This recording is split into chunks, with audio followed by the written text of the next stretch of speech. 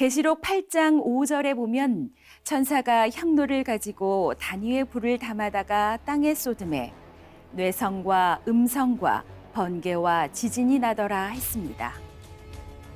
여기에 나오는 향로는 천사가 재앙을 담아오는 향로이지요. 이제 본격적인 7년 환란의 재앙이 시작되는데 이러한 과정 하나하나가 다 하나님의 허락하심 가운데 일어납니다. 물론 하나님께서 일일이 재앙을 명하시거나 직접 관여하시는 것은 아닙니다. 하지만 7년 환란의 재앙을 주관하는 천사들도 하나님의 허락하심 가운데 움직이게 됩니다. 또한 7년 환란 동안 이 세상을 온통 주관하는 루시퍼와 악한 영들까지도 결국은 하나님의 주관 아래 있는 것이지요. 그러므로 오늘 본문에 천사들이 단위의 불을 향로에 담아다가 땅에 쏟는다는 것은 하나님의 허락하심을 받아 재앙들을 이 땅에 내리게 된다는 의미입니다. 불은 곧 심판을 의미하는 것이며 이러한 불이 땅에 쏟아지자 뇌성과 음성과 번개와 지진이 났던 것입니다. 그러면 지금부터 천사가 나팔을 불 때마다 이 땅에 펼쳐지는 재앙을 하나씩 살펴보겠습니다. 첫째 천사가 나팔을 부니 피 섞인 우박과 불이 나서 땅에 쏟아지며 땅의 3분의 1이 타서 쌓이고 수목의 3분의 1도 타서 쌓이고 각종 푸른 풀도 타서 쌓이더라 있습니다. 이제 드디어 전쟁에서 핵폭탄이 등장합니다. 핵폭탄의 종류에는 원자폭탄, 수소폭탄, 중성자탄 등이 있습니다. 이러한 핵폭탄이 터지게 되면 그 지역은 버섯 구름 모양의 기둥이 생깁니다. 핵물질에 오염된 먼지들은 바람에 날리면서 주변을 온통 뒤덮게 됩니다. 바로 2000여 년 전에 환상을 통해 이러한 핵폭발 장면을 보았던 사도 요한은 그것을 피 섞인 우박과 불이 나서 땅에 쏟아진다고 표현한 것입니다. 또한 전투기나 대포 등에서 발사된 총알과 포탄, 미사일 등도 어두울 때 보면 붉은색으로 보이지요. 이러한 것들이 하늘로부터 소나기처럼 쏟아져 내리는 모습도 피 섞인 우박같이 보입니다. 계시록 8장 6절부터는 7년 환란의 재앙들이 더욱 본격화되고 있습니다. 세계 열강들이 서로 얽히고 설키면서 마침내 핵무기까지 사용하게 되는 단계에 이른 것입니다. 한 나라가 적국을 핵무기로 공격하면 적국도 맞대응하여 핵무기를 쏘게 되지요. 이로 인해 땅의 3분의 1, 수목의 3분의 1이 불타버리게 됩니다. 전 세계의 3분의 1이 화재로 불타고 있다고만 해도 이는 상상할 수 없는 재앙일 것입니다. 화재로 인한 고통뿐만 아니라 방사능 물질의 오염으로 인해 수많은 사람들과 생물들이 죽어가지요. 한 줄기 빛조차 보이지 않는 암흑과 한 방울의 물조차 구할 수 없는 도저히 상상도 할 수 없는 상황이 전개됩니다. 지구의 3분의 1이 폐허가 되는 것입니다.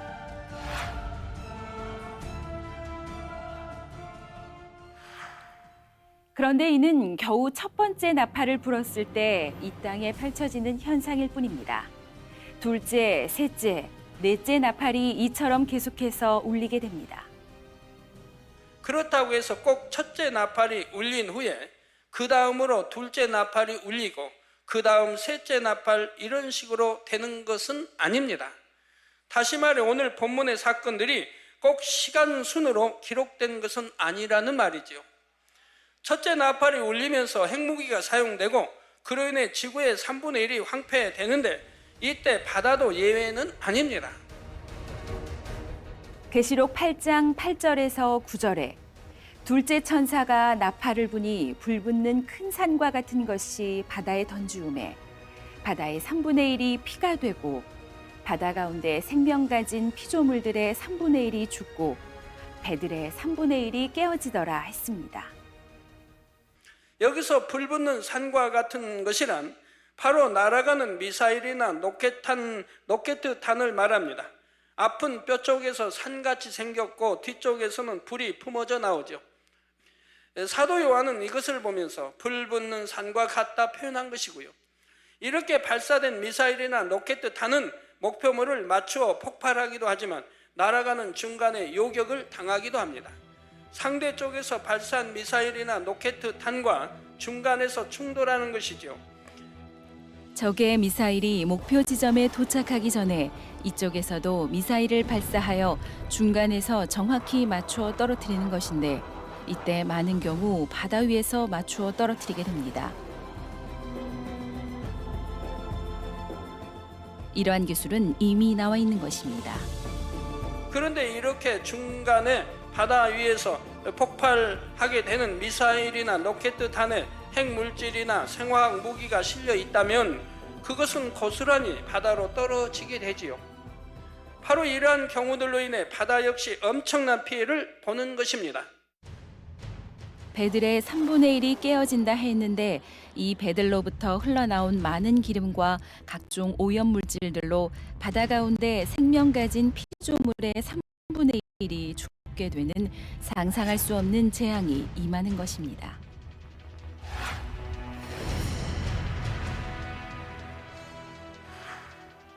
다음으로 셋째 나팔의 소리가 들리는데 10절에서 11절에 셋째 천사가 나팔을 부니 횃불같이 타는 큰 별이 하늘에서 떨어져 강들의 3분의 1과 여러 물샘에 떨어지니 이 별 이름은 쑥이라. 물들의 3분의 1이 쑥이 되매 그 물들이 쓰게 됨을 인하여 많은 사람이 죽더라 말씀합니다. 전쟁이 점차 극심해지면 이제는 더 이상 앞뒤를 생각할 겨를이 없습니다. 이 전쟁에서 지게 되면 모든 것이 끝이라 생각하기 때문에 자신들에게 불리한 상황이 되면 최후의 방법까지도 동원하게 되지요. 그 중에 대표적인 것이 바로 생화학 무기인데 너무나 치명적이기 때문에 국제협약 등에 의해 사용하지 못하도록 금지시킨 무기들까지 사용하게 되는 것입니다. 이러한 생화학 무기들을 담은 미사일이 하늘을 날아가는 것을 보면서 사도 요한은 횃불같이 타는 큰 별이라 표현했습니다. 미사일이 날아와 땅에 꽂힐 때를 보면 꼬리 부분에서 나오는 불꽃이 마치 횃불처럼 보일 수가 있지요.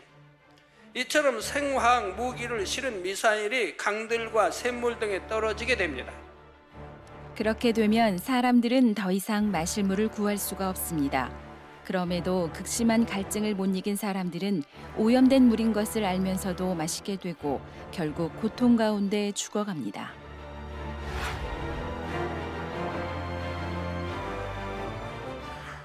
사람에게 있어서 물은 곧 생명이지요. 그런데 온 땅의 물의 3분의 1이 이처럼 오염되어 버렸다면 얼마나 많은 사람들이 죽어가겠습니까? 이렇게 이 땅에서는 너무나 끔찍한 상황들이 벌어지고 있을 때 천사가 넷째 나팔을 붑니다. 12절에 넷째 천사가 나팔을 부니 해 3분의 1과 달 3분의 1과 별들의 3분의 1이 침을 받아 그 3분의 1이 어두워지니 낮 3분의 1은 비춤이 없고 밤도 그러하니라 했습니다. 지구의 땅과 바다의 물 등 모든 것은 3분의 1이나 파괴될 만큼 이때의 전쟁은 참으로 엄청납니다. 핵폭탄과 생화학 무기 등을 비롯하여 얼마나 많은 폭탄들이 터졌겠습니까? 이로 인해 대기는 오염되고 오염물질들로 인해 두터운 안개가 낀 것과 같은 상황이 됩니다. 낮에도 햇빛을 볼 수 없는 곳이 많고 본다 해도 너무나 희미하지요. 이러니 밤에 달이나 별을 보기는 더욱 어렵게 됩니다. 이런 현상들이 하루 이틀로 끝나는 것이 아닙니다. 한 달, 두 달 그 이상이 되고 심한 곳은 1년 이상이 될 수도 있지요.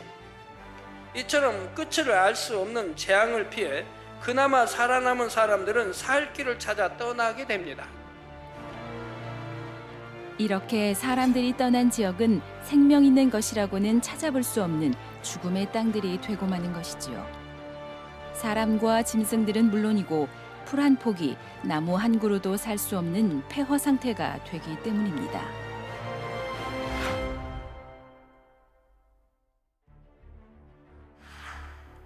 지금 말씀드린 이러한 상황들이 여러분의 머리로 상상이 되십니까? 요즘에는 세상의 종말을 주제로 한 영화들도 많이 나왔습니다. 그러나 7년 환란은 영화가 아니라 현실입니다.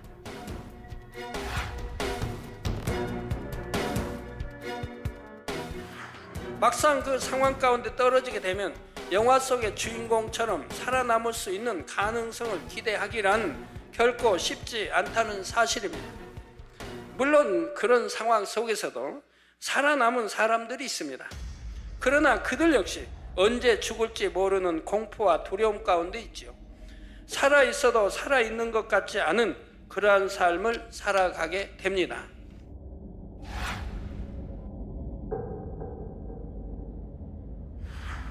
여기에다가 믿는 사람들을 색출하여 주를 부인하게 하려는 핍박과 고문까지 더해집니다. 그러니 입에서 차라리 죽기를 원하나이다 이런 고백들이 절로 나오게 되지요.